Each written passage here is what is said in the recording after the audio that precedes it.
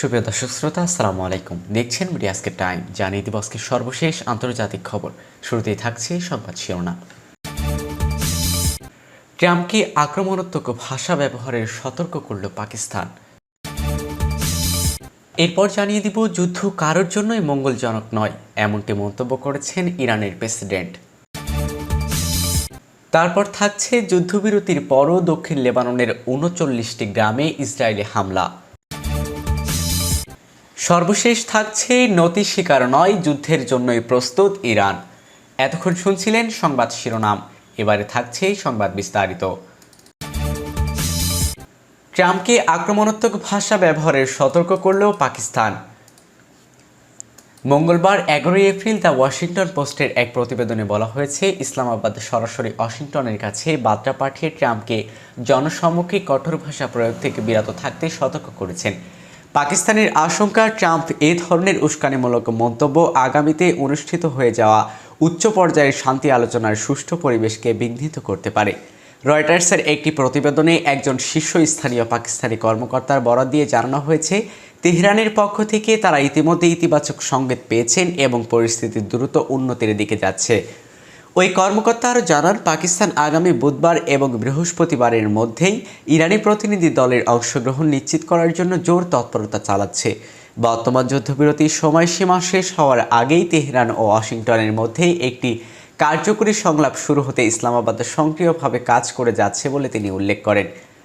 পাকিস্তানের কূটনৈতিক সূত্রগুলো বলছে, একটি সফল আলোচনার জন্য দুই পক্ষের মধ্যেই পারস্পরিক শ্রদ্ধা ও গঠনমূলক ভাষা ব্যবহার অত্যন্ত জরুরি। বিশেষ করে মার্কিন প্রেসিডেন্ট সাম্প্রতিক কিছু কঠোর বিবৃতি ইরানকে আলোচনার টেবিল থেকে সরিয়ে দিতে পারে বলে মনে করছেন পাকিস্তান সরকার। এই কারণে ইসলামাবাদ অত্যন্ত বিচক্ষণতার সঙ্গে হোয়াইট হাউসকে শান্তি আলোচনার সাথে সংযত থাকার পরামর্শ দিয়েছেন। পাকিস্তান মনে করেন, মধ্যপ্রাচ্যের স্থায়ী স্থিতিশীলতা ফিরিয়ে আনতে ওই মুহূর্তে উস্কানিমূলক বক্তব্যের চেয়ে কূটনৈতিক শিষ্টাচার অনেক বেশি প্রয়োজন। নিরাপত্তা ও প্রশাসনিক প্রস্তুতি গ্রহণ করা হয়েছে। পাকিস্তান ওই মধ্যস্থতার যদি সফল হয়, তবে তা বৈশ্বিক রাজনীতির ইতিহাসে একটি বড় অর্জন হিসেবে বিবেচিত হবে। তবে সব কিছুই এখন নির্ভর করছে দুই দেশের প্রতিনিধিদের নমনীয়তা এবং ট্রাম্প প্রশাসনের ধৈর্যশীল আচরণের ওপর। যুদ্ধ কারোর জন্যই মঙ্গলজনক নয়, এমনটি মন্তব্য করেছেন ইরানের প্রেসিডেন্ট। যুদ্ধ কোনো পক্ষের জন্যই মঙ্গলজনক নয় উল্লেখ করে চলমান উত্তেজনা কমাতে কূটনৈতিক উপায়ের ওপর গুরুত্ব আরোপ করেছেন ইরানের প্রেসিডেন্ট মাসুদ পেজেশকিয়ান। সোমবার ২০ এপ্রিল দেশটির প্রেসিডেন্ট পেজেশকিয়ান বলেন, যে কোনো হুমকির মুখে দেশের অখণ্ডতা রক্ষায় অটল থাকার পাশাপাশি উত্তেজনা প্রমোশনে যুক্তিসঙ্গত এবং সব ধরনের কূটনৈতিক পথ খোলা রাখা প্রয়োজন। যুদ্ধের ভয়াবহতার কথা স্মরণ করিয়ে দিয়ে তিনি সতর্ক করেন যে সংঘাত কারের জন্যই কল্যাণ বয়ে আনে না। দেশের অভ্যন্তরীণ পরিস্থিতি নিয়ে স্বচ্ছতা বজায় রাখার ওপর জোর দিয়ে প্রেসিডেন্ট বলেন, ইরানি জনগণকে অবশ্যই দেশের প্রকৃতি ও বাস্তবতা সম্পর্কে অবহিত রাখতে হবে। তিনি বলেন, ভুল তথ্য বা অবাস্তব প্রতিশ্রুতি দিয়ে সমস্যার সমাধান সম্ভব নয়, বরং এতে জনগণের আস্থা নষ্ট হয়। তার মতে, দেশের যে কোনো সাফল্য এবং চ্যালেঞ্জ উভয়ের সততার সাথে জনগণের সামনে তুলে ধরা সরকারের নৈতিক দায়িত্ব।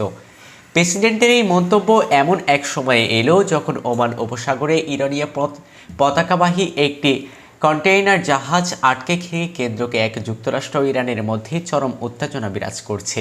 যদিও মার্কিন প্রেসিডেন্ট ডোনাল্ড ট্রাম্প ইরানের সঙ্গে আলোচনার জন্য প্রতিনিধি দল পাঠানোর ঘোষণা দিয়েছেন, তবে ইরানের পররাষ্ট্র মন্ত্রণালয় জানিয়েছেন, এই মুহূর্তে তেহরানের কোনো আলোচনায় পরিকল্পনা নেই। যুদ্ধবিরতির পরও দক্ষিণ লেবাননে ৩৯টি গ্রামের ইসরায়েলের হামলা। যুদ্ধবিরতির কার্যকর হওয়ার পর দক্ষিণ লেবাননে ইসরায়েলি হামলা অব্যাহত রয়েছে। লেবাননের জ্যেষ্ঠ রাজনীতিবিদ আলী হাসান খলিল জানিয়েছেন, এই পর্যন্ত অন্তত ৩৯টি গ্রামে ইসরায়েলি বাহিনীর আক্রমণ চালিয়েছেন। লেবাননের পার্লামেন্ট স্পিকার নাবি রেবিয়া ঘনিষ্ঠ সহযোগী খলিল বলেন, এসব হামলায় শক্তিশালী বিস্ফোরণে বহু বেসামরিক ঘরবাড়ি ধ্বংস হয়েছে এবং বিভিন্ন গ্রামে ব্যাপক ক্ষয়ক্ষতি হয়েছে। অন্যদিকে ইসরায়েলি প্রতিরক্ষা বাহিনী দাবি করছে, তারা দক্ষিণ লেবাননের হিজবুল্লাহর অবকাঠামো লক্ষ্য করে এসব অভিযান চালাচ্ছে। গত বৃহস্পতিবার মধ্যরাত থেকে লেবানন এবং ইসরায়েলের মধ্যে যুদ্ধবিরতির কার্যকর হলেও উভয় পক্ষের মধ্যে সংঘর্ষ থামেনি। ইসরায়েলের হামলায় জবাবে হিজবুল্লাহ পাল্টা আক্রমণও চালাচ্ছে বলে জানা গেছে। আইডিএফ জানায় রোববার রাতে দক্ষিণ লেবাননের কাফার এলাকায় হিজবুল্লাহর একটি রকেট লঞ্চার লক্ষ্য করে হামলা চালানো হয়েছে। তবে সাম্প্রতিক আরও কিছু হামলার বিষয়ে এখনও আনুষ্ঠানিক মন্তব্য দেয়নি তারা। চুক্তি অনুযায়ী হিজবুল্লাহ সহ অন্যান্য স্বতন্ত্র গোষ্ঠীর জন্য ইসরায়েলের ওপর হামলা চালাতে না পারে সেজন্য লেবাননের কার্যকর পদক্ষেপ নিতে হবে। তবে আইডিএফ বলছে হিজবুল্লাহর চলমান কর্মকাণ্ডের কারণেই তাদের বাহিনী এখনও দক্ষিণ লেবাননে অবস্থান করছে। নতির শিকার নয়, যুদ্ধের জন্য প্রস্তুত ইরান। মার্কিন প্রেসিডেন্ট ডোনাল্ড ট্রাম্পের সাম্প্রতিক হুঁশিয়ারির পর নতির শিকার নয় করার ঘোষণা দিয়েছেন ইরান। একই সঙ্গে যে কোনো ধরনের সম্ভাব্য হামলা মোকাবেলায় দেশটির সামরিক বিস্ময়কর সব প্রস্তুতি নিয়ে রেখেছে বলে দাবি করছেন জ্যেষ্ঠ কর্মকর্তারা। আল জাজিরার প্রতিনিধি আলী কাশেম তেহরান থেকে জানান, মার্কিন চাপের মুখে আত্মসমর্পণ না করার বিষয়ে আগেভাগেই নিজেদের অবস্থান স্পষ্ট করছে ইরান। দেশটির পার্লামেন্টে স্পিকার মোহাম্মদ বাঘের গালিবাফ এক বার্তায় জানিয়েছেন, ইরান কোনোভাবেই নতি স্বীকার করবে না এবং অবরুদ্ধ অবস্থায় পাকিস্তানের আলোচনায় অংশ নেবে না। পুনরুদ্ধার যুদ্ধ না শুরু করলে ইরান বিস্ময় নিয়ে প্রস্তুত আছে বলেও তিনি হুঁশিয়ারি দেন।